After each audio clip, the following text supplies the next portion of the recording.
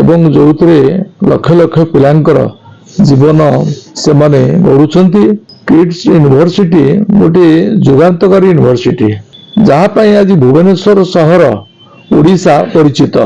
ସେ ଓଟିଭି ହଉ ବା ଯେକୌଣସି ଟିଭି ହଉ ବା ଯେକୌଣସି ମିଡିଆ ହଉ, ତାକୁ ବଦନାମ କରିବାର ଏଇଟାକୁ ଆମେ କେବେ ଗ୍ରହଣ କରିପାରୁନୁ।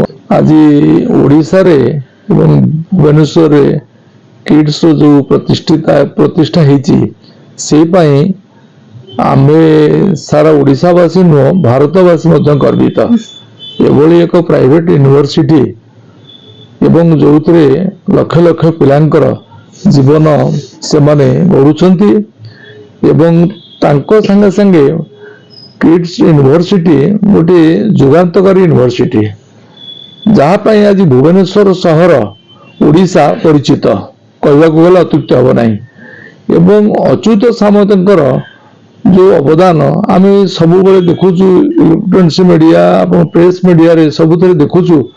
ଏବଂ ଯେତେ ମାଗଣାରେ ବହୁତ ପିଲାମାନଙ୍କୁ ଶିକ୍ଷାଦାନ କରିବା, ରଖିକିରି ହଷ୍ଟେଲରେ ସେମାନଙ୍କୁ ମଣିଷ କରିବା, ତାଙ୍କ ମାଧ୍ୟମରେ ଶହ ଶହ ହଜାର ହଜାର ଲୋକ ଉପକୃତ ହେବା, ଏହା ଏକ ଅବିସ୍ମରଣୀୟ ଘଟଣା।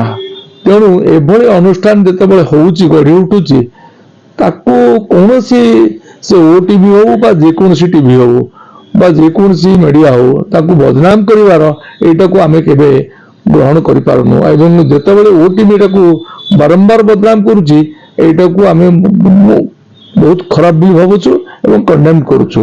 ଏଭଳି ହବା ଉଚିତ ନୁହେଁ, କାରଣ ସେ ସଂସ୍ଥା ସହିତ ମୁଁ ଜାଣିଛି, ଅଚ୍ୟୁତ ବାବୁଙ୍କୁ ମଧ୍ୟ ଆଜି ନୁହେଁ, ଭୁବନେଶ୍ୱର 2010ରେ ମୁଁ ପ୍ରେସିଡେଣ୍ଟ ଥିଲାବେଳେ ସେଭଳି ବ୍ୟକ୍ତିତ୍ୱଙ୍କୁ ମୁଁ ଦେଖିଛି ଯେ ଯେତେବେଳେ ସିଲଭର ଜୁବୁଲି କରିବା ପାଇଁ ଆମେ ତାଙ୍କୁ ପ୍ରସ୍ତାବ ଦେଇକି କିଛି ଗୋଟେ ଆମକୁ ସାହାଯ୍ୟର ହାତ ବଢେଇଥିଲୁ, ତାଙ୍କର ମୁଁ ବ୍ୟକ୍ତିତ୍ୱ ଦେଖିଛି ସେ କେମିତି ବାହାରି ପାରନ୍ତି ଲୋକମାନଙ୍କ ସାଙ୍ଗରେ ଏଇସବୁ କଜରେ।